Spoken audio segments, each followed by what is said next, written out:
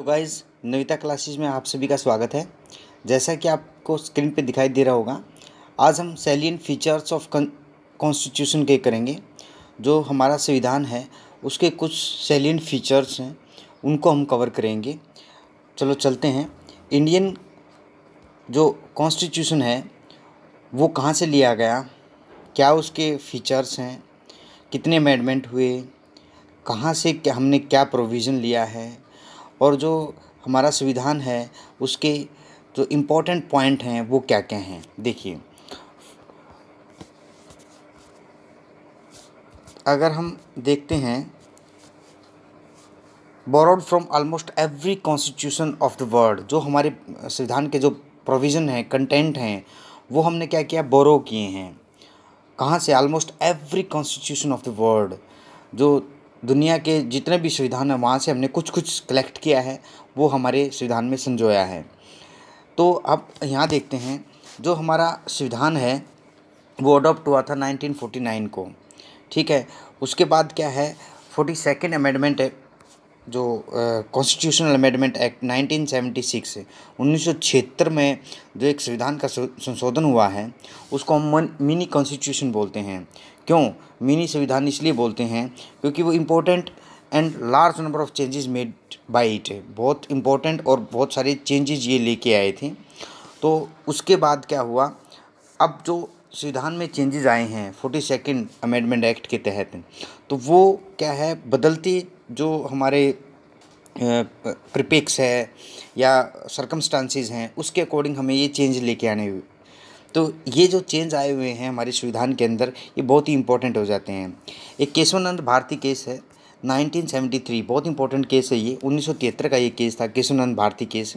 उसमें क्या बोला गया, the constituent power of parliament under the article 368 does not enable it to alter the basic structure of constitution. मतलब संविधान, जो हमारा संविधान है उसकी जो संविधान को संशोधन करने की जो पावर है वो पार्लियामेंट को है। तो आर्टिकल 368 के तहत ऐसा नहीं है कि पार्लियामेंट उसका जो बेसिक फंडामेंटल है या बेसिक स्ट्रक्चर है वो उसको डिग्रेड कर दे या उसको अल्टर कर दे। तो बेसिक जो स्ट्रक्चर है वो रिमेन क्या, इंटैक्ट रहेगा। उसके बाद सैलिएंट कुछ इंपॉर्टेंट फीचर हम करेंगे, क्विक रिवीजन करेंगे इसका, वो क्या क्या फीचर हैं। सैलिएंट फीचर्स में पहला जो फीचर है, लेंथीएस्ट रिटन कॉन्स्टिट्यूशन। देखिए, जो संविधान है वो दो होते हैं, एक रिटन होता है, एक अनरिटन है। अब देखिए, जो यूएसए का अमेरिकन कॉन्स्टिट्यूशन है वो रिटन कॉन्स्टिट्यूशन है, वो लिखित संविधान है। लेकिन जो अनरिटन है वो किसका, ब्रिटिश कॉन्स्टिट्यूशन है। जो हमारा जो संविधान है, भारत का जो संविधान है वो लेंथीएस्ट है, जो सबसे ज़्यादा लेंथी संविधान है पूरे वर्ल्ड में। वो क्यों इतना लेंथी है वो भी हम डिस्कस करेंगे। वेरी कॉम्प्रिहेंसिव है, एलेबोरेट है एंड डिटेल्ड है। कॉम्प्रिहेंसिव है, एलेबोरेट है, डिटेल्ड है। देखिए, जो ओरिजिनली हमारा जो संविधान हमने जो अडॉप्ट इनेक्ट और गेव टू अवर सेल्फ 1949, 26 नवंबर 1949 में हुआ था, उसमें क्या था, उसमें प्रेम्बल था ओरिजिनल फॉर्म में। 395 आर्टिकल थे और वो 22 पार्ट में डिवाइड थे आर्टिकल, और 8th शेड्यूल थे। लेकिन अब प्रेजेंट जो सिचुएशन है उसमें देखें तो हमारे संविधान में क्या क्या चीज़ें हैं।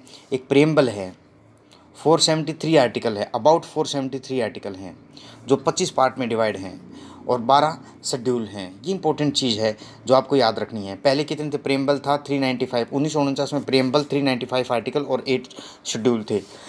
लेकिन प्रेजेंट जो सिचुएशन उसमें क्या है, प्रेम्बल है, 473 आर्टिकल हैं, और कितने डिवाइड में वो डिवाइड है, कितने पार्ट में, 25 पार्ट में वो आर्टिकल डिवाइड है, और 12 शेड्यूल है। ये इंपॉर्टेंट चीज़ है।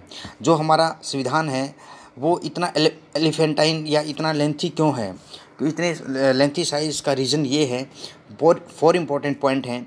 रीज़न क्या, पहला रीज़न क्या है, ज्योग्राफिकल फैक्टर। देखिए, जो हमारा कंट्री है वो वास्टनेस है, डाइवर्सिटी है, इंपॉर्टेंट चीज़ है। उसके बाद हिस्टोरिकल फैक्टर है, क्योंकि ब्रिटिश ने हमारे ऊपर राज किया, एडमिनिस्ट्रेटिव चेंजेस वो लेके आ रहे थे। हमारी जो प्रीवियस वीडियो है, हमने government of India act, Indian council act में ये जितने भी एक्ट थे हमने उनको डिस्कस किया। उन्हीं को मद्देनज़र रखते हुए अब ये इंपॉर्टेंट हो गया था कि हमें हमारे जो संविधान के सैलिएंट फीचर्स हैं वो डिस्कस करने बहुत ज़रूरी बन गए थे। इसलिए आज हम ये टॉपिक कवर कर रहे हैं। हिस्टोरिकल फैक्टर में क्या है, जब ब्रिटिश राज था उस टाइम पे क्या है, गवर्नमेंट ऑफ इंडिया एक्ट आया था 1935, वो अपने आप में बहुत बल्कि था और मोस्ट ऑफ जो फीचर्स हैं वो हमने गवर्नमेंट ऑफ इंडिया एक्ट 1935 से ही लिए हैं। इस चीज़ को आपने याद रखना है। सिंगल संविधान है हमारे देश का, सिंगल कॉन्स्टिट्यूशन है, चाहे वो सेंटर की बात करें हम, चाहे वो स्टेट की बात करें, सिंगल कॉन्स्टिट्यूशन है, इसलिए वो लेंथी हैं। डोमिनेंस ऑफ लीगल ल्यूमिनरीज, जो हमारा संविधान जब बन रहा था, संविधान सभा का जब गठन हुआ था, उस संविधान सभा के अंदर ऐसा बोला गया था कि ये क्या है, लॉयर पैराडाइज है, मतलब इसमें जितने भी संविधान सभा के मेंबर थे वो मोस्टली क्या थे, लॉयर थे, इसलिए लीगल ल्यूमिनरी है ये, इसलिए ये लेंथी बना है। उसके बाद जो हमारा संविधान है उसमें क्या है, वेरियस कहाँ से, वेरियस सोर्सेज से लिया गया है संविधान, वो हम डिस्कस करेंगे। हमने बोरो किए हैं काफ़ी प्रोविज़न संविधान के डिफरेंट कंट्री से, उनके संविधानों से। अब हम उनमें ये देखते हैं कौन कौन से हमने वो प्रोविज़न वहाँ से लिए हैं। उसके बाद क्या है, जैसे बी आर अम्बेडकर जी ने क्या है, बी आर अम्बेडकर जी ने हमारे संविधान के बारे में क्या बोला है, उन्होंने बोला है जो हमारा संविधान फ्रेम हुआ था वो कैसे हुआ था, by ransacking all the known constitution of the world. हमने सभी संविधानों को क्या अच्छे से खंगाला था, उनको अच्छे से हमने देखा था, तभी हमने अब अपना संविधान का गठन किया था। उसके बाद क्या है, जितना भी हमारे संविधान का स्ट्रक्चरल पार्ट है वो क्या है, large extent derived from government of India. मैंने ये बताया, इंपॉर्टेंट चीज़ है, स्ट्रक्चरल पार्ट याद रखना आपको, क्योंकि कई बार क्वेश्चन में क्या आता है, क्वेश्चन की जो फ्रेमिंग होती है उसका जो वर्ड होते हैं वो बहुत इंपॉर्टेंट बन जाते हैं। कई बार आप पूछ लिया जाता है कि स्ट्रक्चरल जो पार्ट है हमारे संविधान का वो कहाँ से लिया गया, गवर्नमेंट ऑफ इंडिया एक्ट 1935 से। उसके बाद आता है फिलोसफिकल पार्ट, जो है हमारे संविधान का फिलोसफिकल पार्ट में कौन कौन से आते हैं, फंडामेंटल राइट आते हैं और डीपीएसपीज आते हैं। हमने हमारी जो प्रीवियस वीडियो है उसमें डीपीएसपीज को बहुत अच्छे से कवर किया है और नेक्स्ट वीडियो में हम फंडामेंटल राइट को कवर करेंगे। तो जो हमारा देखिए, जो फिलोसफिकल स्ट्रक्चरल पार्ट हमने गवर्नमेंट ऑफ इंडिया एक्ट से लिया, फिलोसफिकल जो पार्ट है जिसमें फिलोसफी में कौन कौन से आते हैं, फंडामेंटल राइट्स आते हैं, डीपीएसपीज आते हैं, वो हमने कहाँ से इंस्पायर होकर लिए हैं, फंडामेंटल राइट लिए हैं हमने कहाँ से, अमेरिका से, और जो डीपीएसपीज हैं वो हमने लिए आयरिश कॉन्स्टिट्यूशन से। ये याद रखना है आपको। और इम्पोर्टेंट चीज़ क्या बन जाती है इसमें, जो पॉलिटिकल पार्ट है, पॉलिटिकल पार्ट ऑफ कॉन्स्टिट्यूशन जो है वो क्या है, वो हमने ड्रा किया है मोस्टली ब्रिटिश कॉन्स्टिट्यूशन से। ये ध्यान रखना है, तीन चीज़ें याद होगी, structural part, philosophical part and political part. जो पॉलिटिकल पार्ट है वो हमने ब्रिटिश कॉन्स्टिट्यूशन से लिया है, क्योंकि हमारे देश पे ब्रिटिश राज रहा था और वो धीरे धीरे क्या करते थे, एडमिनिस्ट्रेटिव चेंजेस लेके आ रहे थे बहुत सारे एक्ट के थ्रू, इसलिए पॉलिटिकल पार्ट वहाँ पे ब्रिटिश से हमने ड्रा किया है। अदर जो प्रोविज़न्स हैं वो अलग अलग संविधानों से लिए हैं, जैसे कनाडा से भी हमने लिया है, ठीक है, ऑस्ट्रेलिया से हमने लिया है, जर्मनी से इमरजेंसी का लिया है, यूएसएसआर रशिया से लिया है, फ्रांस से लिया है, liberty equality fraternity, south America से हमारे संविधान को हमें कैसे संशोधन करना है वो लिया है, जापान से भी हमने कुछ प्रोविज़न्स लिए हैं। उसके बाद क्या आता है, सबसे ज़्यादा जो प्रोफाउंड इन्फ्लुएंस हैं, जो सोर्स जो हमारे संविधान का है वो गवर्नमेंट ऑफ इंडिया एक्ट 1935। अगर आपसे कोई पूछे सबसे ज़्यादा जो प्रोविज़न्स हैं किस चीज़ से लिए हैं, गवर्नमेंट ऑफ इंडिया एक्ट 1935 से लिए हैं। अब देखिए, जैसे फेडरल स्कीम है, फेडरल स्कीम में क्या है, पावर डिवीज़न होगा सेंटर और स्टेट के बीच में, जुडिशरी है, गवर्नर है, इमरजेंसी पावर है, पब्लिक सर्विस कमीशन है, एंड जितने भी ये डिटेल्स हैं, ये एडमिनिस्ट्रेटिव जो डिटेल्स हैं ये हमने कहाँ से लिए हैं, गवर्नमेंट ऑफ इंडिया एक्ट से लिए हैं। इस चीज़ का आपको याद रखना है, काफ़ी टाइम ये क्वेश्चन में पूछ लिया जाता है, जो फेडरल स्कीम है वो कहाँ से ली है, जुडिशरी की जो पावर है वो कहाँ से ली है, गवर्नर है वो कहाँ से लिए है, इमरजेंसी के जितने भी प्रोविज़न्स हैं वो कहाँ से लिए हैं, पब्लिक सर्विस कमीशन के जितने प्रोविज़न्स हैं या एडमिनिस्ट्रेटिव डिटेल है वो हमने कहाँ से लिए हैं। देखिए इसमें क्या है, फेडरल स्कीम के प्रोविज़न्स लिए हमने, जुडिशरी के प्रोविज़न्स लिए, जुडिशरी के जो नहीं लिए है हमने, जुडिशरी के प्रोविज़न्स लिए हैं गवर्नमेंट ऑफ इंडिया एक्ट से। ये इस चीज़ का आपको ध्यान रखना है। उसके बाद हमारे संविधान का थर्ड इम्पोर्टेंट जो फीचर है वो क्या है, this is the blend of rigidity and flexibility. हमारा जो संविधान है वो रिजिड है उतना ही वो फ्लेक्सिबल है। रिजिड का मीनिंग क्या है, जल्दी से आप संविधान का क्या है संशोधन नहीं कर सकते, और फ्लेक्सिबिलिटी का क्या है, as per the requirement of the time, जैसे हमें रिक्वायरमेंट हुई हम उस संविधान का संशोधन कर सकते हैं। अब रिजिडिटी की बात करते हैं हम, जो हमारा संविधान है वो रिजिड है एंड फ्लेक्सिबल है। देखिए रिजिड क्या होगा, जो a rigid constitution is one that required special procedure. Rigid constitution वो होता है जो स्पेशल प्रोसीजर डिमांड करता है उसके संशोधन के लिए, जैसे अमेरिका का संविधान है। और फ्लेक्सिबल में किस कहा जाता है? फ्लेक्सिबल कॉन्स्टिट्यूशन वो है जो बहुत इजी से, आराम से हम उसका क्या कर सकते हैं, संशोधन कर सकते हैं। जैसे हम ऑर्डिनरी लॉ का कोई बनाते हैं, देश में लेके आते हैं, वैसे ही हम किसका एक अमेंडमेंट कर सकते हैं। वो किस कंट्री के अंदर होता है? वो ब्रिटिश कॉन्स्टिट्यूशन में है ऐसा। तो मतलब फ्लेक्सिबिलिटी जो पार्ट है हमने लिया ब्रिटिश से, और रिजिड कॉन्स्टिट्यूशन को अमेंडमेंट करने का जो तरीका है वो हमने कहाँ से लिया है? अमेरिका से। इसका मतलब हमारा जो संविधान है वो ब्लेंडेड है। मतलब ना तो हम ये बोल सकते हैं नाइदर रिजिड नॉर फ्लेक्सिबल, मतलब वो सिंथेसिस है दोनों की। कई बहुत बार क्या होता है वो रिजिड हो जाता है, ठीक है, और बहुत बार ऐसा होता है वो बहुत फ्लेक्सिबल होता है। आर्टिकल 368 है वो प्रोवाइड करता है 2 टाइप ऑफ अमेंडमेंट। जो 368 है, जो अनुच्छेद 368 है, वो संविधान का संशोधन के बारे में बताता है कि 2 तरीके से संविधान का हम संशोधन कर सकते हैं। वो कौन कौन से तरीके हैं वो देखते हैं। देखिए क्या है, कुछ प्रोविजंस हमारे संविधान के अंदर हैं, बहुत स्पेशल मेजॉरिटी से पार्लियामेंट में पास अमेंडमेंट किया जाता है। उनका स्पेशल मेजॉरिटी चाहिए उनको अमेंडमेंट करने के लिए। स्पेशल मेजॉरिटी का मीनिंग क्या होता है? 2/3 majority of the members of each house present and voting. मतलब जो 2/3 मेजॉरिटी है ना, वो चाहिए संविधान के। स्पेशल मेजॉरिटी का मीनिंग है संविधान को के कुछ प्रोविज़न को संशोधन करने के लिए।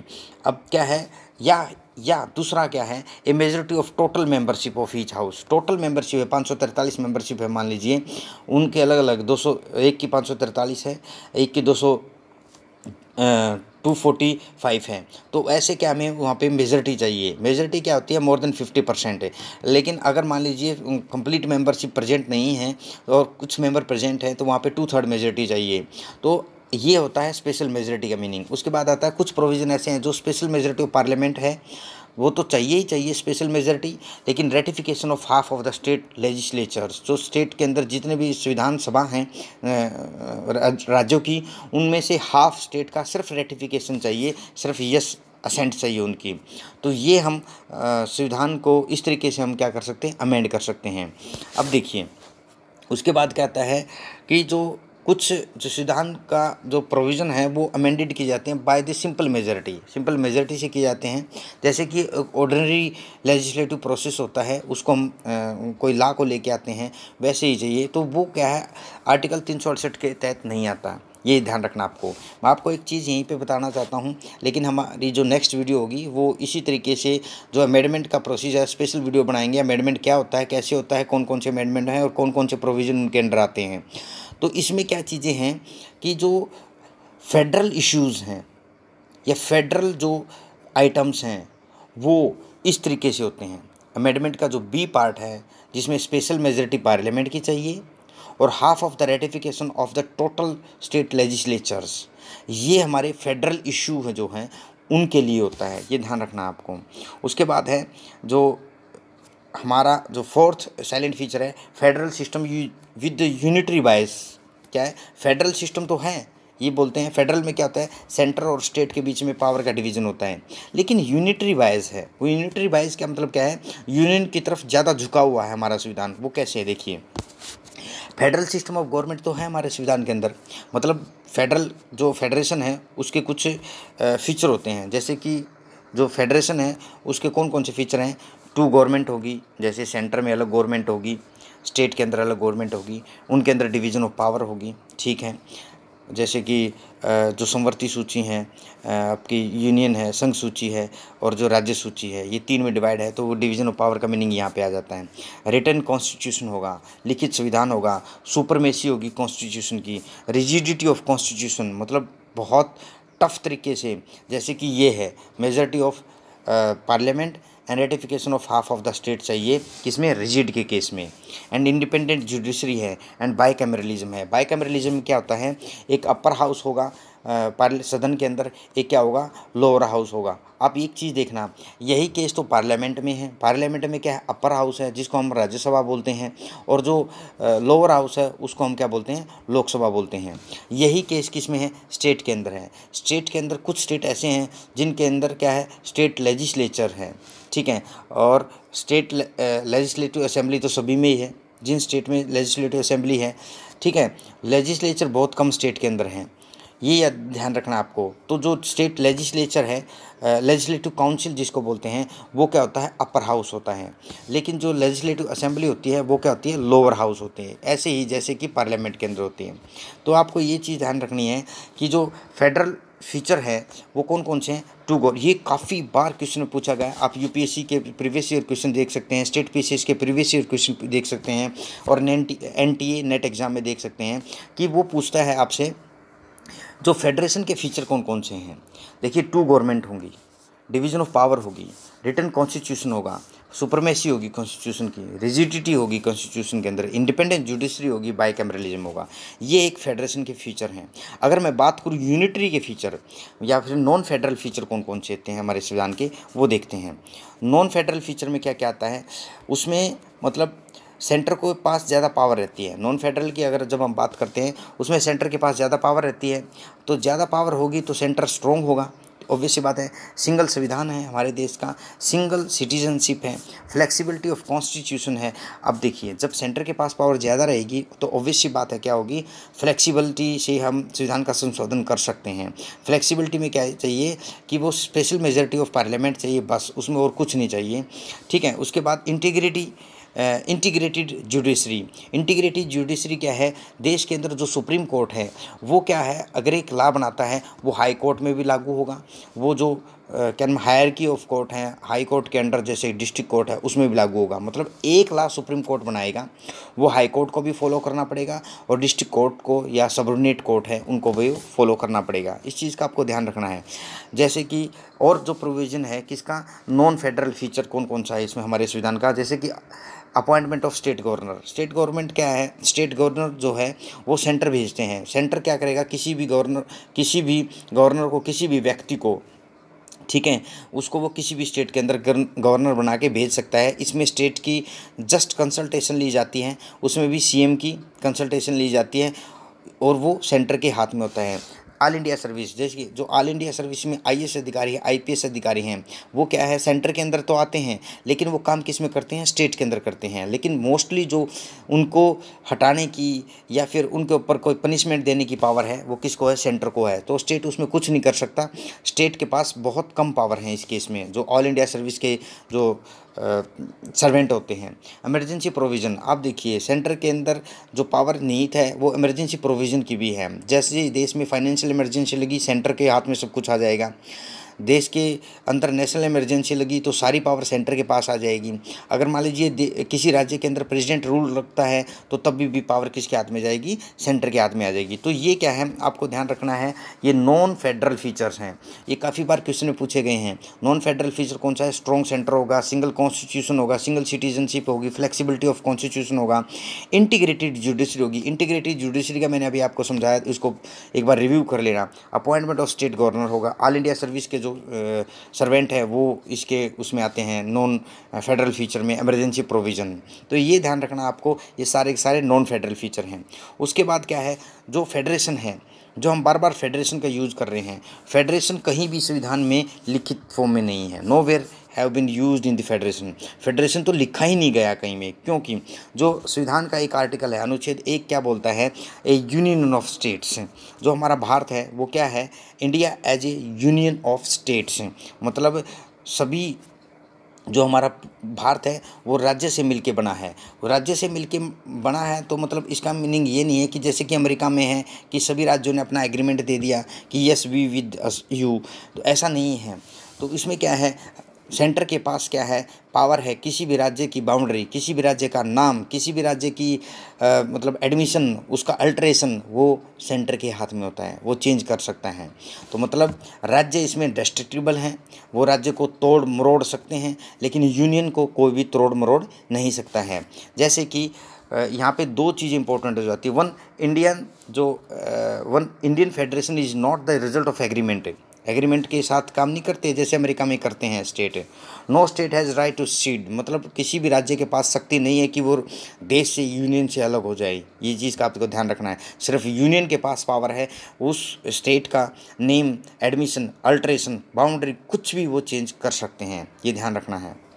उसके बाद कुछ कोटेशन हैं, काफ़ी एग्ज़ाम में ये कोटेशन आई हैं, वो कोटेशन भी एक बार एक झलक में देखना ज़रूरी बन जाता है उतना ही। जैसे कि जो फेडरेशन की जब हम बात करते हैं, फेडरल के इशू में कुछ कोटेशन यूज़ की गई हैं, जैसे क्वासी फेडरल बाय, भारत का जो फेडरेशन है उसको क्वासाई फेडरल बोला है, किसने? केसी वेरे ने बोला है, ये ध्यान रखना। बार्गेनिक फेडरलिज्म बोला है, किसने? मोरिस जोन्स ने बोला है, मोरिस जोन्स, ये बहुत इंपॉर्टेंट है, मोरिस जोन्स ने बार्गेनिक फेडरलिज्म बोला है।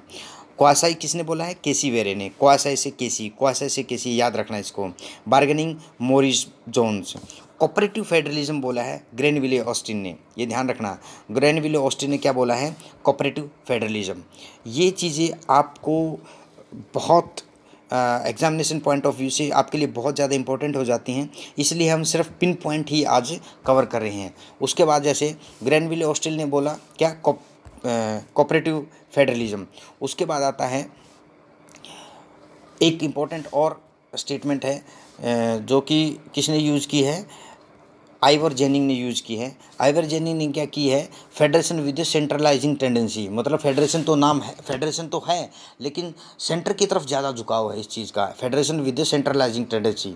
अब फिफ्थ जो इम्पोर्टेंट फीचर है हमारे जो संविधान है उसका क्या है? Parliamentary form of government. देखिए, पार्लियामेंट्री फॉर्म ऑफ गवर्नमेंट दो तरीके की होती हैं, एक तो ब्रिटिश के पैटर्न पे हो, एक अमेरिकन पैटर्न पे हो।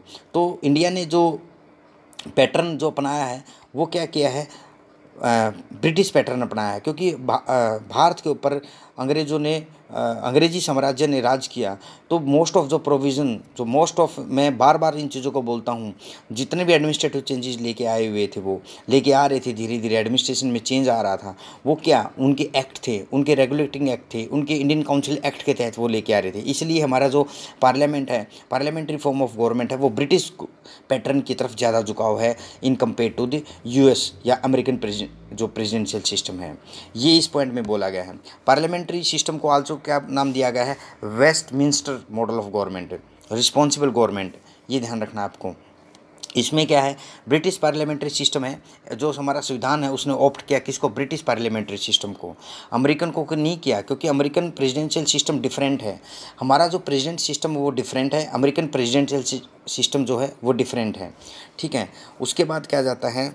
The feature of parliamentary form of government. जो पार्लियामेंट्री फॉर्म ऑफ गवर्नमेंट है उसके इंपॉर्टेंट फीचर क्या क्या है, क्योंकि हमारे देश के अंदर पार्लियामेंट है तो उसके फीचर क्या क्या होंगे? देखिए, presence of nominal and real executive. जो हमने प्रेसिडेंट की वीडियो बनाई थी और वाइस प्रेसिडेंट की वीडियो बनाई थी, उसमें हमने नॉमिनल और रियल एग्जीक्यूटिव के बारे में डिस्कस कर रखा है, वो आप वीडियो को प्लीज़ एक बार देखिए। देखिए, नॉमिनल क्या होता है? सिर्फ नाम मात्र का होता है, जो कि हमारे देश के प्रेसिडेंट हैं।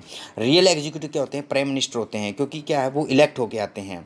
तो मेजॉरिटी पार्टी रूल है, जैसे अब देश के अंदर बीजेपी पार्टी है, उससे पहले कांग्रेस पार्टी थी, तो एक ही पार्टी क्या है, मेजॉरिटी में अगर वो इलेक्शन जीत के आती है तो उसको मेजॉरिटी पार्टी रूल बोलते हैं, और उन्हीं का प्रेसिडेंट बनता है, उन्हीं का प्राइम मिनिस्टर बनता है। फिर उन्हीं में से क्या आते हैं, वो जो प्राइम मिनिस्टर बन गया या वो पार्टी जो अपने कैंडिडेट को प्राइम मिनिस्टर बनाती है, तो उसी के अकॉर्डिंग ही उन देश का, हमारे देश का प्रेसिडेंट और वाइस प्रेसिडेंट इलेक्ट होता है। तीसरा पॉइंट क्या है? कलेक्टिव रिस्पॉन्सिबिलिटी है ऑफ एग्जीक्यूटिव। जो एग्जीक्यूटिव्स हैं वो क्या है? लेजिस्लेटर जो हमारे देश के हैं उनके प्रति क्या है? कलेक्टिव रिस्पॉन्सिबल हैं। कोई भी एक्ट, कोई भी एक्शन, कोई भी नोटिस, कोई भी डिस्कशन किया गया हो पार्लियामेंट के अंदर। मेंबरशिप है मिनिस्टर की लेजिस्लेचर के अंदर। देखिए, जो हमारे मिनिस्टर हैं, जो हमारी पार्लियामेंट है उसके अंदर क्या है? एमपी सिलेक्ट होके जाते हैं, वही तो क्या होते हैं? एमपी होते हैं, मेंबर ऑफ पार्लियामेंट होते हैं, और उन्हीं में से क्या हो जाते हैं? मिनिस्टर इलेक्ट हो जाते हैं या सिलेक्ट किए जाते हैं, कैबिनेट के अंदर आ जाते हैं। तो जो मिनिस्टर बन जाते हैं उनको एग्जीक्यूटिव बोला जाता है, और नॉर्मल जो मेंबर ऑफ पार्लियामेंट रह जाते हैं उनको क्या है? लेजिस्लेचर बोला जाता है। इसलिए जो मिनिस्टर बन गया वो क्या है? एग्जीक्यूटिव है ही है, लेकिन वो पार्लियामेंट का एक मेंबर भी है, मेंबरशिप के साथ वो रहता है। लीडरशिप है पार्लियामेंट्री फॉर्म में किसकी? प्राइम मिनिस्टर की, और राज्य के अंदर किसकी? चीफ मिनिस्टर की। ठीक है, हम बात करें हरियाणा के अंदर बात करें या पंजाब के अंदर बात करें, हरियाणा के अंदर बीजेपी गवर्नमेंट है, वहाँ के जो चीफ मिनिस्टर, हरियाणा के जो चीफ मिनिस्टर हैं वो हैं खट्टर जी, मनोहर लाल खट्टर जी, और क्या नाम है, पंजाब के जो सीएम हैं वो भगवत मान जी हैं। तो देखिए, उसके अंदर क्या लीडरशिप है? चीफ मिनिस्टर की लीडरशिप स्टेट में होती है, और पूरे देश या पार्लियामेंट के जो लीडर होते हैं वो प्राइम मिनिस्टर होते हैं। उसके बाद जो लोअर हाउस है, जिसको हम लोकसभा बोलते हैं, वो क्या डिजोल्व आफ्टर 5 ईयर उसका टेन्योर फिक्स है। लोकसभा का जो टेन्योर है वो 5 ईयर, वो क्या हो जाता है उसके बाद डिजोल्व हो जाती है। लेकिन राज्यसभा जो है वो क्या है, परमानेंट हाउस है, हाउस ऑफ एल्डर है, वो कभी भी डिजोल्व नहीं होता। आफ्टर 2 ईयर 2/3 जो मेंबर हैं वो क्या हो जाते हैं, रिटायर्ड हो जाते हैं। लेकिन क्या हो जाता है, नए मेंबर क्या होते हैं, इलेक्ट हो जाते हैं। इस चीज़ का आपको ध्यान रखना है। उसके बाद क्या है, जो अगर हम देखें इंडियन पार्लियामेंट्री सिस्टम जो है, मैंने बात बताई थी, largely based on British parliamentary pattern पे है, ठीक है ना। उसके बाद अगर हम डिस्कस करते हैं इसमें, नेक्स्ट पॉइंट है synthesis of parliamentary sovereignty and judiciary supremacy. देखिए हमारी जो पार्लियामेंट है वो सॉवरेन नहीं है। Doctrine of sovereignty of parliament is associated with British parliament. British जो पार्लियामेंट है, जो ब्रिटिश की जो पार्लियामेंट है वो सॉवरेन है, मतलब सब कुछ उसकी पावर से ऊपर कोई भी नहीं है, जुडिशरी भी उसकी पावर से ऊपर नहीं है। लेकिन हमारे देश के अंदर जुडिशरी क्या है, सुप्रीमेसी है जुडिशियल की, और पार्लियामेंट हमारी सॉवरेन नहीं है, ठीक है। अगर पार्लियामेंट में कोई लॉ मेकिंग होता है या कोई लॉ बनता है तो जुडिशियल के पास क्या है, जुडिशियल रिव्यू करने की पावर है, उस लॉ को वो अनकॉन्स्टिट्यूशनल वाइड घोषित कर सकती है। तो इसलिए जुडिशरी सुप्रीमेसी है हमारे देश के अंदर। अब क्या है, और ये जो जुडिशरी सुप्रीमेसी है ये किस केस में है, अमेरिकन केस में है। तो Indian parliamentary system differ from British parliament system क्यों, जुडिशियल रिव्यू पावर है हमारे सुप्रीम कोर्ट के पास। वो किसी भी देश के द्वारा, पार्लियामेंट के द्वारा, हमारे देश की पार्लियामेंट के द्वारा कोई भी कानून अगर बनाया जाता है उसको क्या है, वो चेक कर सकती है। अगर वो कानून गलत हैं उसको अनकॉन्स्टिट्यूशनल और वाइड घोषित कर सकती हैं। अब देखिए इसके अंदर इंपॉर्टेंट पॉइंट क्या है, और जैसे कि अमेरिकन कॉन्स्टिट्यूशन है provide for due process of law, ठीक है। लेकिन जो ब्रिटिश हैं और जो इंडियन कॉन्स्टिट्यूशन है वो procedure established by the law, वो आर्टिकल 21 में था। ये क्वेश्चन कुछ एक एग्ज़ाम है, मैं अभी उसका नाम भूल गया, उसमें पूछा गया था कि प्रोसीजर इस्टेब्लिश्ड बाय लॉ है ना, वो किस अनुच्छेद के अंडर आता है, वो आर्टिकल 21 के तहत आता है। ये ध्यान रखना आपको। ये 2 प्रोसीजर हैं जो किसी भी लॉ को ये बताते हैं ये गलत है या सही है, या ठीक जिनको लॉ बनाना चाहिए वो बनाया गया है नहीं बनाया गया है। तो 2 प्रोसेस से चेक किया जाता है, ड्यू प्रोसेस ऑफ लॉ जो अमेरिकन कॉन्स्टिट्यूशन के अंदर है, procedure established by the law जो इंडियन कॉन्स्टिट्यूशन के अंदर है, ठीक है। ये चेक प्रोसीजर इस्टेब्लिश्ड क्या चेक करता है कि whether all the norms are followed or during the formation of law or not, whether the legislature follow all the rule and regulation or not, proper तरीके से लॉ लेजिस्लेचर के द्वारा बनाया गया है या नहीं बनाया गया है, ये प्रोसीजर इस्टेब्लिश्ड बाय लॉ में बोलते हैं ये चीज़ें। अब उसके बाद क्या आती है, सेवन्थ जो पॉइंट है इंटीग्रेटेड एंड इंडिपेंडेंट जुडिशरी। हमारे देश के अंदर इंटीग्रेटेड है जुडिशरी, ये मैं पहले ही बता चुका हूँ। इंटीग्रेटेड का मीनिंग क्या है, इंडिपेंडेंट है, वो कोई भी ना लेजिस्लेचर ना एग्जीक्यूटिव इसके ऊपर सुप्रीमेसी शो नहीं कर सकते, और जुडिशरी है वो अपने तरीके से इंडिपेंडेंट तरीके से काम करती है। वो इंडिपेंडेंट है, देश की जुडिशरी इंडिपेंडेंट है, उसके रीज़न है, वो रीज़न क्या है, देखिए सुप्रीम कोर्ट स्टैंड टॉप पे करता है। इंटीग्रेटेड जुडिशियल सिस्टम है, अगर एक कोई लॉ बनाया जाएगा उसके अंदर हाई कोर्ट है या हायरकी ऑफ सबऑर्डिनेट कोर्ट है, उस लॉ को क्या करेंगे, फॉलो करेंगे, ठीक है। अब इस इम्पोर्टेंट क्या चीज़ आ जाती है यहाँ पे, नेक्स्ट जो है इसमें, जैसे कि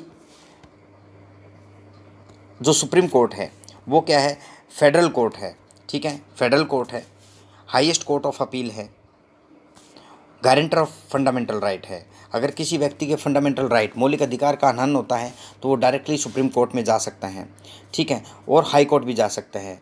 तो ये प्रोविज़न है अपनी ग्रीवेंसेस के लिए। उसके बाद जो हमारे देश की जुडिशरी है वो इंडिपेंडेंस है, ठीक है ना, उसके ऊपर लेजिस्लेटिव और एग्जीक्यूटिव कोई एक्शन या कोई सुप्रीमेसी शो नहीं कर सकते, वो इंडिपेंडेंस है। तो उसके प्रोविज़न क्या है जिसके कारण वो इंडिपेंडेंस है, देखिए सिक्योरिटी ऑफ टेन्योर होती है। एक जज है, अगर वो सुप्रीम कोर्ट या हाई कोर्ट में अपॉइंटमेंट होती हैं तो उनकी क्या टेन्योर की सिक्योरिटी है कि वो 62 साल तक एक कोर्ट में काम कर सकते हैं, उसके बाद वो रिटायरमेंट लेंगे। फिक्स्ड सर्विस कंडीशन है, किसी भी जज की जो सर्विस कंडीशन है वो फिक्स्ड है। All the expenses of supreme court जो है charge on consolidated fund of India, consolidated fund of India से उनके चार्ज जो जितनी भी सैलरी है या कोई अलाउंसेस है वो कंसोलिडेटेड फंड ऑफ इंडिया से किया जाता है, इवन उनकी जो पेंशन होती हैं। इसलिए क्या जुडिशरी इंडिपेंडेंट है। अगर मान लीजिए वो कोई डिस्कस करते हैं कोर्ट के अंदर, provision on discuss on the conduct of जजेस इन द लेजिस्लेचर, अगर जो हमारी लेजिस्लेचर है, लेजिस्लेटिव असेंबली के अंदर या पार्लियामेंट के अंदर जजेस का जो एक्ट है या जजेस जैसे वो काम करते हैं उसके ऊपर क्या है डिस्कस नहीं कर सकते हैं। उसके बाद इम्पोर्टेंट क्यों हो जाती है, इंडिपेंडेंस है तो एक इम्पॉर्टेंट चीज़ और है, उनके पास क्या है, वो बैन है क्या on practice after retirement. Retirement के बाद कोई भी जज कहीं भी जॉब या कहीं भी प्रैक्टिस नहीं कर सकता। ये भी इंपॉर्टेंट चीज़ हो जाती है यहाँ पे। पावर टू पुनिश है for its contempt vested in the supreme court. अगर कोई कोर्ट के कानूनों को या कोर्ट के एक्शन का उल्लंघन करता है तो कोर्ट उनको क्या कर सकता है, पनिशमेंट दे सकता है। इंपॉर्टेंट चीज़ और क्या है, separation of judiciary from executive है। देखिए ये जो सेपरेशन है जुडिशरी का किससे, एग्जीक्यूटिव से, ये आर्टिकल 50 में बोला गया है। आर्टिकल 50 किसके तहत आता है, डीपीएसपी के तहत आता है। और ये क्वेश्चन क्या है, एक एग्जाम में पूछा गया था कि जो सेपरेशन है जुडिशरी का एग्जीक्यूटिव से वो किस आर्टिकल के तहत आता है और किस में आता है, वो डीपीएसपी के अंदर आता है। अब हम इंपॉर्टेंट चीज़ देखेंगे, हमारे संविधान के अंदर जो सैलिएंट फीचर में एक इंपॉर्टेंट चीज़ और है वो है फंडामेंटल राइट। देखिए फंडामेंटल राइट क्या है, पार्ट 3 के अंदर आते हैं। अब क्या है, जो 7 फंडामेंटल राइट्स हैं, फंडामेंटल राइट टू इक्वलिटी जो आर्टिकल 14 से 18 तो बोलता है, right to freedom, right to exploitation, right to freedom of religion, cultural educational right, right to constitutional remedy. ठीक है, राइट टू प्रॉपर्टी था लेकिन उसको क्या कर दिया गया, एलिमिनेट कर दिया गया 44th कॉन्स्टिट्यूशनल अमेंडमेंट एक्ट 1978 के तहत है। वो क्या है, एक लीगल राइट में ला दिया गया। तो क्या है, 7 यहाँ पे 6 फंडामेंटल राइट हैं। ठीक है, 7th fundamental right right to property था। तो ये जो 6 फंडामेंटल राइट हैं उनमें क्या है, राइट टू इक्वलिटी आर्टिकल 14 से 18 है, राइट टू फ्रीडम 19 से 22 है, एक्सप्लॉयटेशन जो है राइट टू अगेंस्ट एक्सप्लॉयटेशन वो 23 से 24 है, फ्रीडम ऑफ रिलीजन 25 से 28 है, कल्चर एंड एजुकेशनल राइट जो 29 से 30 है, राइट टू कॉन्स्टिट्यूशनल रेमेडी 32 है। क्योंकि अगर कोई भी फंडामेंटल राइट का हनन होता है तो डायरेक्टली कोई भी पर्सन अपने ग्रीवेंसीज के लिए सुप्रीम कोर्ट जा सकता है, वो आर्टिकल 32 के तहत आता है। अगर सुप्रीम कोर्ट वो नहीं जा रहा है, वो हाई कोर्ट जाना चाहता है, वहाँ भी जा सकता है, वो आर्टिकल 226 के तहत आता है। ये याद रखना, हाई कोर्ट में अगर कोई व्यक्ति अपने फंडामेंटल राइट के लिए जा रहा है तो वो आर्टिकल 226 के तहत आएगा, ये याद रखना आपको।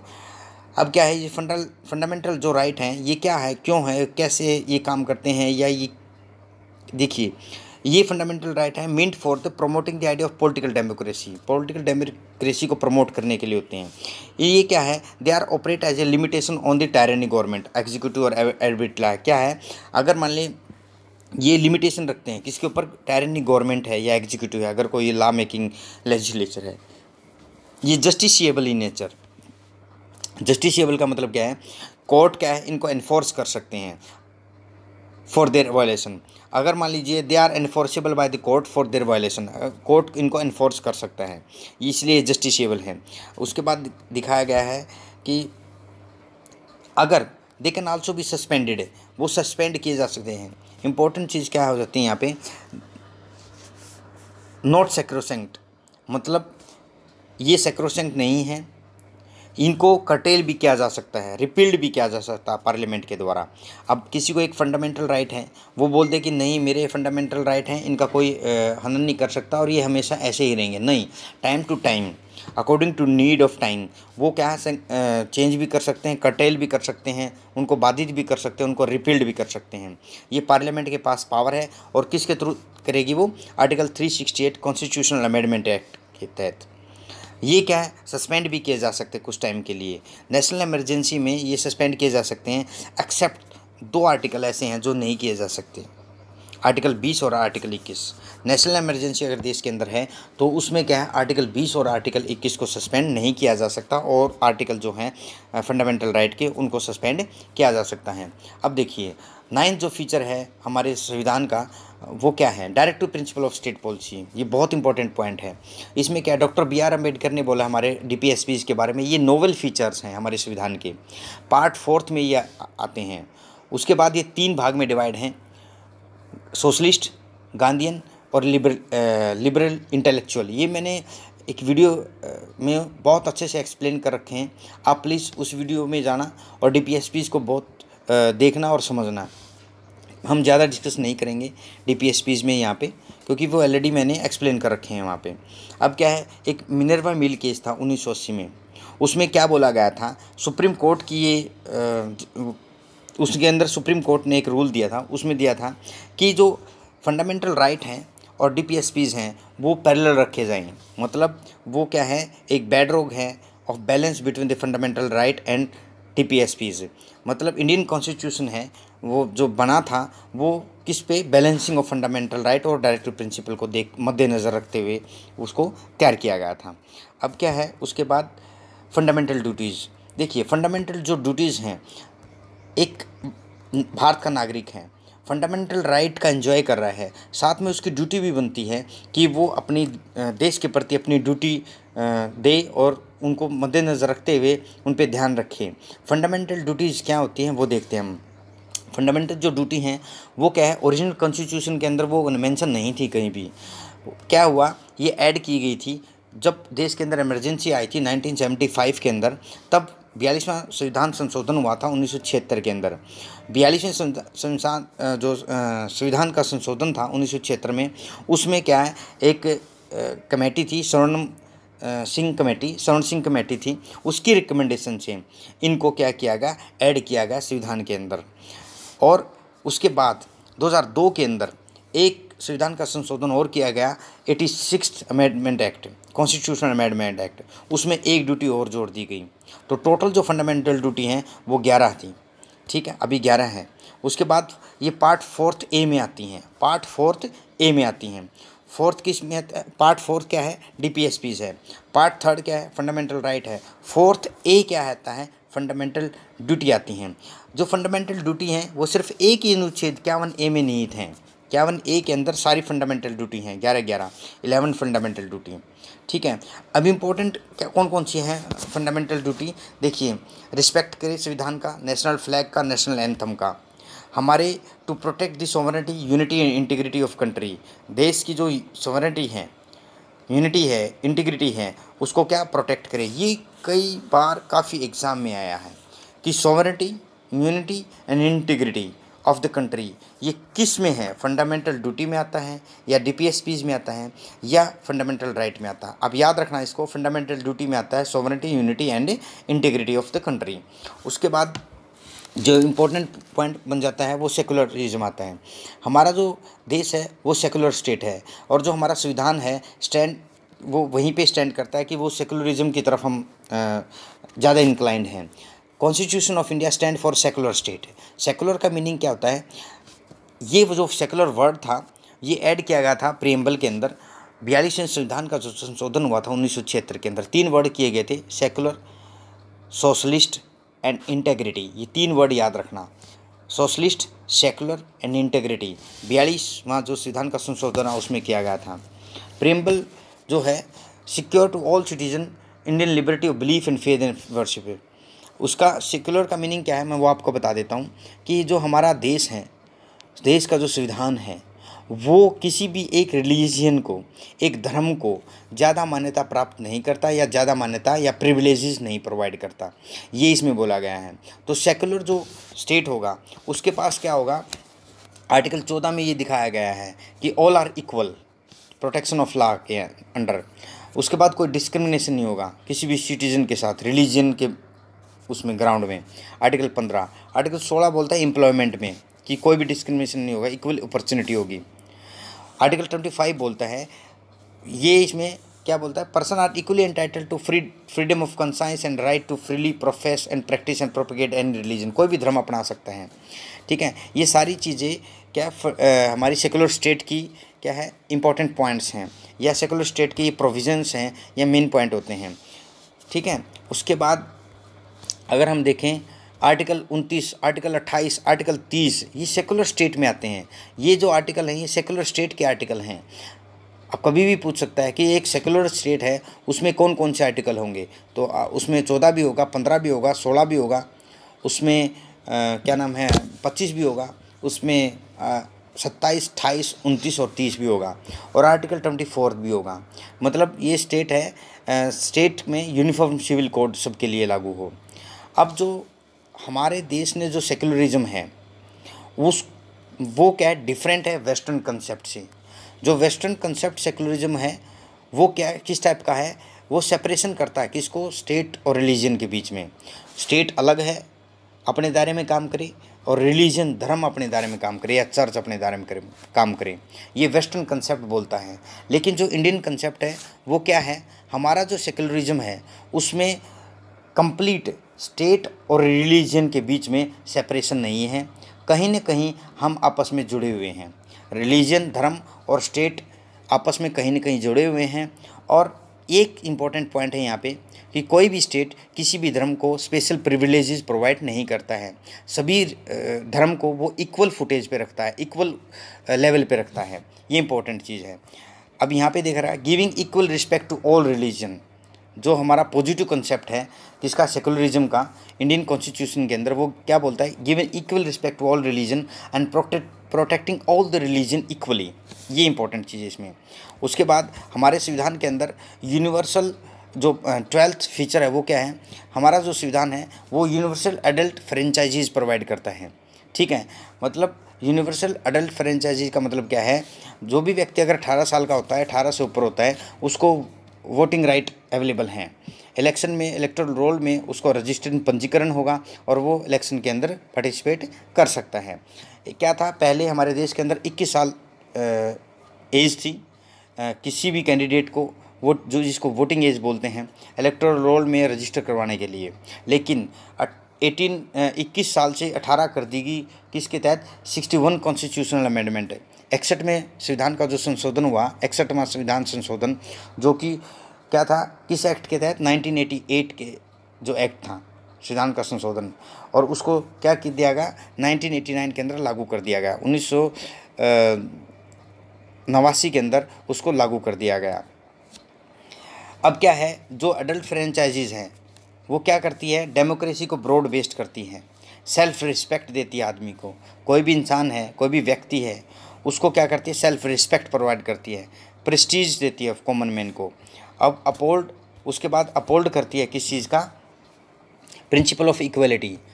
प्रिंसिपल ऑफ इक्वलिटी को वो अपहोल्ड करती है। जब भी इलेक्शन आते हैं आप देखते हैं हर एक व्यक्ति के पास अपना राइट है, वो सीक्रेट में अपनी वोटिंग या वोट कास्ट कर सकता है। सिंगल, हम 13 जो फीचर है हमारे संविधान का वो क्या है, सिंगल सिटीजनशिप। देखिए, सेंटर और स्टेट ये अलग अलग दायरे में काम करते हैं, लेकिन एक जो नागरिक है वो आखिर में क्या बोला जाता है कि हम भारत के नागरिक, मतलब भारतीय नागरिक हैं। कोई भी व्यक्ति है वो इंडियन सिटीजनशिप है उसके पास, न कि किसी स्टेट स्पेशल की सिटीजनशिप है। ये आपको याद रखना है इस चीज़ में। हमारे देश के अंदर ड्यूल पॉलिटी है, सेंटर स्टेट अलग हैं, लेकिन हमारे देश के अंदर सिंगल सिटीजनशिप है, ये बोलता है यहाँ पे। उसके बाद जो 14 पॉइंट है, बहुत इंपॉर्टेंट पॉइंट आ जाता है ये। 14 पॉइंट क्या बोलता है, इंडिपेंडेंट बॉडी। कुछ ऐसी भारत के अंदर कुछ इंडिपेंडेंट बॉडीज़ हैं जो हमारे संविधान के स्पेशल फीचर्स में आती हैं, जो किसी के लेजिस्लेचर या एग्जीक्यूटिव या जुडिशरी के अंडर काम नहीं करती, वो इंडिपेंडेंट ऑटोनॉमस तरीके से अपना काम करती हैं। ठीक है, ये बॉडी कौन कौन सी हैं, और इम्पोर्टेंट चीज़ क्या आता है, ये हमें शो करता है कि ये डेमोक्रेटिक सिस्टम की क्या है, बहुत स्ट्रॉन्ग दीवार है। तो कौन कौन सी ये जो बॉडी हैं, bulwark of the democratic system of the government of India. अब वो बॉडी कौन कौन सी हैं, देखिए, इलेक्शन कमीशन क्या है, इंडिपेंडेंट बॉडी है। ठीक है, CAG, controller and auditor general of India, independent body है। उसके बाद क्या आता है, अगर हम बात करें union public service commission, UPSC, independent body है। ठीक है, अपने तरीके से वो एक्शन लेती है यूपीएससी। उसके बाद state public service commission, independent body है। उसके बाद आता है हमारे देश के अंदर अगर जो 15th पॉइंट है, 15वां पॉइंट है इमरजेंसी प्रोविज़न का। देश के अंदर अगर इमरजेंसी लगती है तो कॉन्स्टिट्यूशन क्या है, 3 टाइप की इमरजेंसी को शो करता है। अब इमरजेंसी के अंदर क्या हो जाता है, वो प्रेसिडेंट, अगर कोई भी एक्स्ट्रा ऑर्डिनरी सिचुएशन होती है देश के अंदर, उसको मद्देनज़र रखते हुए देश के अंदर इमरजेंसी लागू कर सकते हैं। क्यों की जाती है इमरजेंसी लागू, to safeguard the sovereignty, unity, integrity and security of country and democratic political system and the constitution. इन चीज़ों को मद्देनज़र रखते हुए देश के जो राष्ट्रपति हैं वो इमरजेंसी का प्रोविज़न लेके आ सकते हैं। ये चीज़ का ध्यान रखना आपने। 3 टाइप की इमरजेंसीज हैं। नेशनल इमरजेंसी, आर्टिकल 352, इस पे हम अलग से वीडियो बनाएंगे, हम इस पे ज़्यादा डिस्कस नहीं करेंगे अभी। स्टेट इमरजेंसी 2 टाइप की होती है, आर्टिकल 356 और आर्टिकल 365, इसको प्रेसिडेंट रूल भी बोलते हैं। आर्टिकल 356 में क्या होता है, failure of constitutional machinery in the state, मतलब स्टेट के अंदर हंग असेंबली हो जाती है, किसी मेजॉरिटी पार्टी या किसी का भी सीएम कैंडिडेट नहीं रह पाता, उसको बोलते हैं failure of machinery, constitutional machinery. उसके बाद आता है आर्टिकल 365, ये स्टेट इमरजेंसी बोलते हैं, इसके अंडर आती है। इसमें क्या होता है, failure to comply with the direction of centre. अगर सेंटर कोई डायरेक्शन देता है और स्टेट उस डायरेक्शन को ना माने तो उसको वो क्या हो जाता है, फेलियर माना जाता है। आर्टिकल 365 के तहत वो प्रेसिडेंट वहाँ पे स्टेट इमरजेंसी प्रेसिडेंट रूल लगा सकते हैं। उसके बाद आती है फाइनेंशियल इमरजेंसी।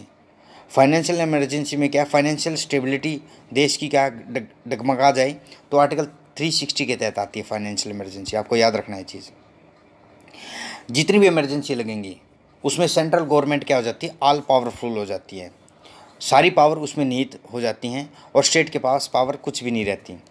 तो ये इमरजेंसी प्रोविज़न है देश की सोवरेनिटी, इंटीग्रिटी एंड सिक्योरिटी को सेव करने के लिए और संविधान को। 16 जो पॉइंट है वो बहुत इंपॉर्टेंट पॉइंट है। देखिए हमारे देश के अंदर पहले जो हमारा जब संविधान बना था और संविधान बनने के 1990 तक देश के अंदर 2 टायर गवर्नमेंट थी, सिर्फ सेंटर था और स्टेट गवर्नमेंट थी। लेकिन 1992 के अंदर 2 संशोधन किए गए संविधान के, 73वां संविधान संशोधन किया गया और 74वां संविधान संशोधन किया गया। 73वां 74वां संविधान संशोधन 1992 में हुआ था। उसमें क्या किया गया, 73वें के तहत ग्राम पंचायत का इंट्रोड्यूस किया गया और 74th अमेंडमेंट एक्ट के तहत किसका किया गया, म्यूनिसिपैलिटी का इंट्रोडक्शन किया गया। अब देखिए इसमें क्या है, 73rd अमेंडमेंट एक्ट 1992 में panchayat rural local body part नया ऐड किया गया, पार्ट 9th न्यू शेड्यूल कौन सा दिया गया इसको, 11th शेड्यूल। अगर आपसे कोई पूछे 11वें शेड्यूल में क्या आता है, पंचायत आती हैं। पार्ट 9 में क्या है, वो पंचायत के बारे में डिस्कस करता है। जो 74वां संविधान का संशोधन 1992 में किया गया वो कॉन्स्टिट्यूशनल रिकॉग्निशन के लिए किसकी, म्यूनिसिपैलिटी जो अर्बन लोकल बॉडी होती हैं, उसमें नया पार्ट ऐड किया गया हमारे संविधान के अंदर, पार्ट 9A में याद रखना आप, म्यूनिसिपैलिटी के बारे में डिस्कस किया गया, अर्बन लोकल बॉडी के बारे में डिस्कस किया गया और एक नया शेड्यूल ऐड किया गया 12th शेड्यूल। जब हम शेड्यूल के ऊपर एक वीडियो बनाएंगे उसमें अच्छे से एक्सप्लेन करेंगे 11th शेड्यूल में क्या क्या टॉपिक आते हैं, 12th में क्या आते हैं, ठीक है। उसके बाद जो नेक्स्ट फीचर है हमारे संविधान का वो क्या है, कोऑपरेटिव सोसाइटी। हमारे संविधान के अंदर कोऑपरेटिव सोसाइटी का गठन किया गया। 97वां संविधान का संशोधन हुआ 97th कॉन्स्टिट्यूशनल अमेंडमेंट 2011 के अंदर और जो कोऑपरेटिव सोसाइटी है उनको कॉन्स्टिट्यूशनल स्टेटस और प्रोटेक्शन दे दी गई। अब देखिए right to form cooperative society, ये क्या है, आर्टिकल 19 के तहत बोला गया right to form cooperative society, ये फंडामेंटल राइट है आपका, आप कोऑपरेटिव सोसाइटी बना सकते हैं। अब एक न्यू डायरेक्ट DPSPs में एक आर्टिकल ऐड किया गया, आर्टिकल 43B। इसमें क्या है, प्रमोशन ऑफ कोऑपरेटिव सोसाइटी के बारे में बात की गई है, आप प्रमोट कर सकते हैं कोऑपरेटिव सोसाइटी को। उसके बाद added a new part 9th B, जिसमें क्या है, कोऑपरेटिव सोसाइटी का डिस्कस है। 9th B, 9th A urban local body, 9th panchayat, 9th A urban local body और 9th B कोऑपरेटिव सोसाइटीज़, ठीक है, यही ध्यान रखना आपको। उसके बाद क्या जाता है, अब हम जो डिस्कस करने जा रहे हैं ये हमारे सैलिएंट फीचर थे हमारे संविधान के जो हमने एकदम क्विक रीजन से किए। उसके बाद आते हैं जो हम शेड्यूल है, जितने भी शेड्यूल है हमारे संविधान के वो क्या है नेक्स्ट वीडियो में डिस्कस करेंगे। ये वीडियो काफ़ी लंबी हो जाएगी। वीडियो के अंत तक बने रहने के लिए आप सभी साथियों का धन्यवाद। वीडियो अगर आपको पसंद आई है लाइक करें, शेयर करें एंड सब्सक्राइब करें।